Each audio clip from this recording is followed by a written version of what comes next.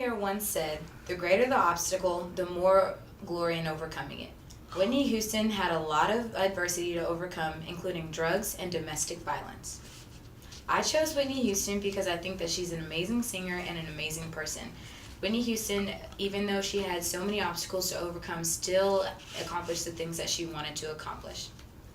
Whitney Houston had a phenomenal career, not only in acting, but in singing and other things as well, but she had a lot of things that aided in her struggle in her personal life.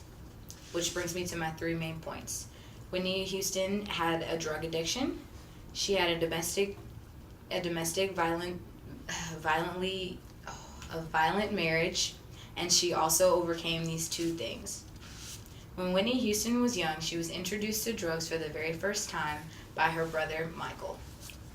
In an interview held by Oprah Winfrey, it was said that Michael admitted to getting Whitney hooked the very first time. According to the International Movie Database, IMDb, Whitney Houston started using drugs before her movie role in The Bodyguard in 1992. It was said later that in previous interviews, people could tell and see the signs and effects of Whitney Houston's drug abuse. Another thing that Whitney had to overcome was domestic violence in her marriage. Whitney Houston married Bobby Brown in 1992. When you're in a healthy relationship, sometimes you don't notice the signs of the abuse because you're so much in love. And Whitney Houston had no idea how tumultuous her and Bobby Brown's marriage would be. I also think that it was because Bobby Brown used drugs as well that she really didn't understand and know and see the signs of the physical abuse. On Oprah Winfrey's website, Whitney Houston told Winfrey that Bobby Brown was verbally abusive because of the drinking and the drugs.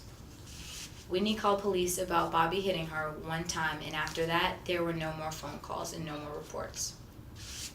Drugs and abuse led to Whitney taking a step back from the spotlight. Whitney Houston did not have a voice in music, acting, or any kind of career for a very long time. Finally, in 2011, it was said that Whitney Houston finished rehab and was clean. Getting clean from drugs and divorcing Bobby Brown helped Whitney get her life back on track.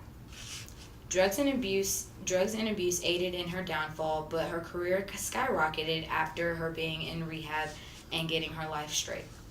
Whitney had a better relationship with not only her family, her friends, and her career buddies, but also her daughter. She even had an album come out after that.